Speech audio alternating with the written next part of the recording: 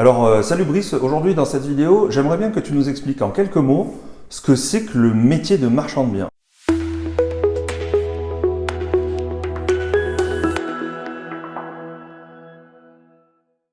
On entend tout et n'importe quoi sur ce métier, cette activité. Ouais.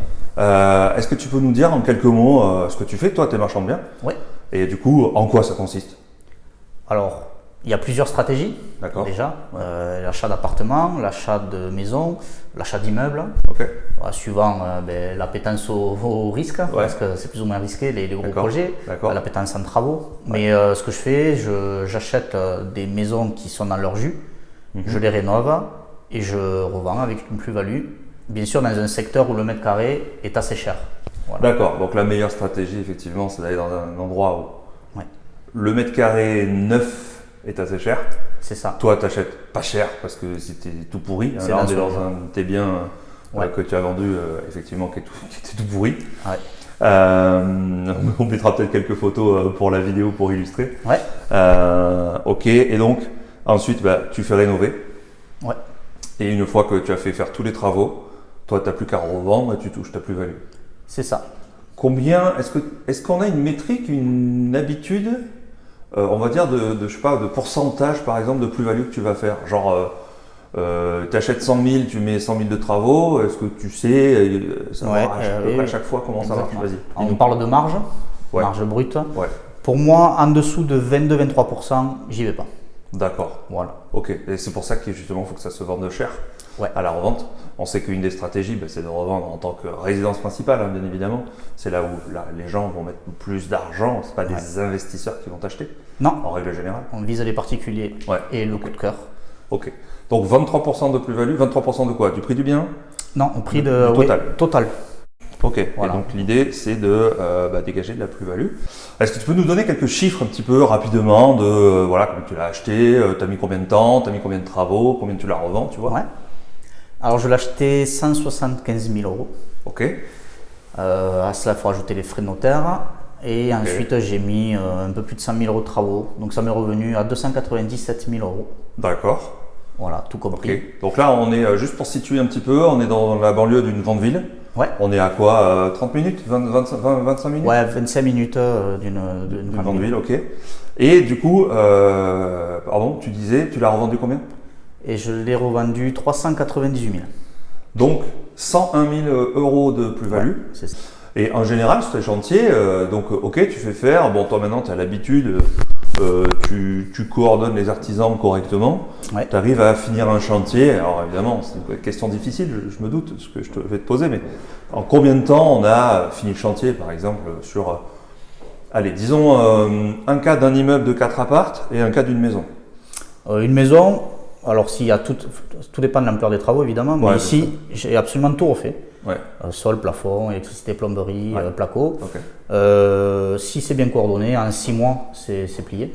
En 6 mois, ok. Ouais, pour vraiment une grosse rénovation et l'extérieur aussi, il y a quand même du terrassement à faire. D'accord, voilà. Là tu avais aussi de l'extérieur? Là j'ai 1400 m² de terrain que j'ai dû remanier. Donc stratégie maison, attention, il faut aussi penser donc effectivement à l'extérieur. Oui, l'extérieur. Oui, parce que tu as refait, pardon, je te coupe, tu as refait une partie du jardin qui était complètement abandonnée, c'est ça? Oui. Et que tu as renivelé. Ouais, j'ai arraché beaucoup d'arbres, c'était très chargé. Ouais, okay. Et là, j'ai tout ouvert, on verra sur les photos. Ouais. Avant, après. Et après, la stratégie sur cette maison, c'était vraiment le comble. C'était un grenier qui n'était pas du tout aménagé et j'ai aménagé le comble. J'ai gagné 1 mètre carré. D'accord, ok. Voilà. Donc, sur une maison, 6 mois de travaux, on compte 3 mois de délai administratif d'achat, quelques jours de vente parce que c'est tellement bien fait que ça se vend rapidement. Effectivement, on n'est plutôt pas très loin d'une grande ville. On est sur le marché de la résidence principale, donc ça part assez vite. Et il faut surtout un secteur où il y a beaucoup de traction. Ouais. Vraiment, là, le secteur est très très recherché. D'accord. Voilà, après, c'est à chacun de faire son étude de marché. Oui, en préparant cette vidéo, tu nous as dit, je crois que c'était la seule maison en vente, ou quasiment la seule maison en vente dans ce secteur-là, dans cette ville. On refait à neuf au goût du jour avec des cuisines ouvertes. Oui, c'est la seule. C'est la seule. C'est la seule sur le secteur. Ok, c'est super important. Et ensuite, effectivement, si on avait le cas d'un immeuble avec, je sais pas, si c'est 4 appartements, 6 appartements, tu nous dis, là, est-ce que tu peux nous donner une métrique de délai, de temps, tu vois, pour réaliser les travaux. Et là, boum, on revend à la découpe. Alors pour 4 appartements, je partirai sur 5-6 mois, pareil. Pareil, pas plus. Pareil, pas plus, non. Parce que tu n'as pas les extérieurs. J'ai pas les extérieurs.